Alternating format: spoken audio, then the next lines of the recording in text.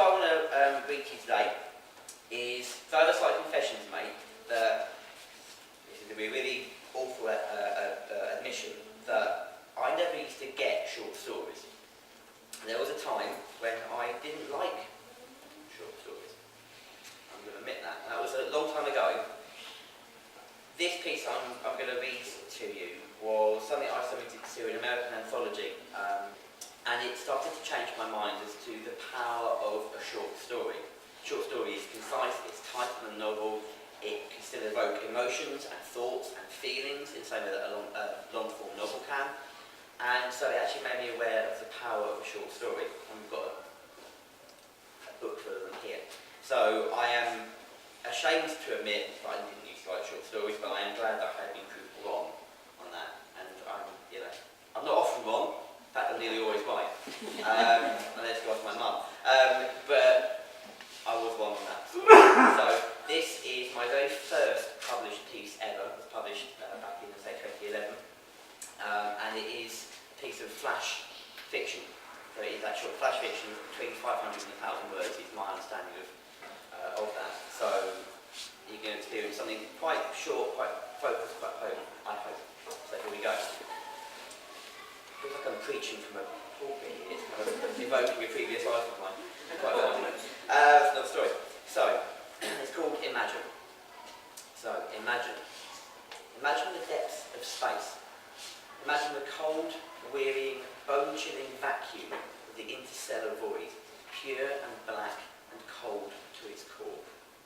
Imagine a creature.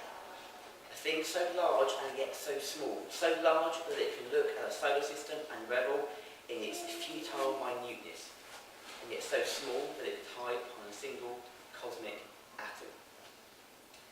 A consciousness that holds no form, no substance, no emotion, and yet is driven by something that transcends mere flesh and blood, hunger. Deep, lustful hunger. Imagine its pleasure, no, not pleasure, drooling, insatiable desire, and its discovery of a world with life, a warm, wet, blue world, the third in its system, both full of life and yet defenceless. A perfect world to feed upon. Imagine the panic, the fear, the sheer unadulterated terror as the insect-like beings hear its thoughts broadcast through every sound wave, every broadcast channel. They can hear its wants, its desires, its capacity to eat, and its constant, ceaseless craving for more. Imagine the poor, incessant beings during their descent into madness as the thoughts grew louder. These beings of meat and bone, and their descent into mob rule, and mob panics. And panic begets fear, and fear begets terror, and the creature is enraptured.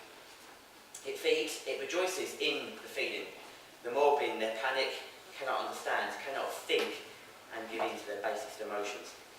And the creature sings in rapture as it feels the emotions weave into itself, completing it, giving it a purpose.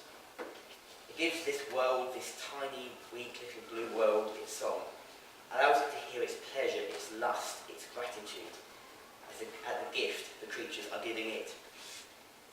The beings do not understand, of course. They never do. They can never see beyond their own blind terror, their own naked craving to survive. The creature needs to survive as well, and its own survival matters more. Why else would nature evolve these creatures to feed on if they weren't for its own taking? Its hunger begins to dissipate. Curious feeling, feels hungry for so much of the time, and then its song ceases. For now. This planet is ripe and fresh, and its capacity for madness and violence and fear will sustain this creature for so long. This is the world to savour. Imagine the silence that convinces you all is again well, and the thin layer of civilization can resume. And so imagine the crumbling, weeping, gut-wrenching horror you feel one day when the song begins again. Imagine the fear, and now imagine the song that induces fear. Thank you very much.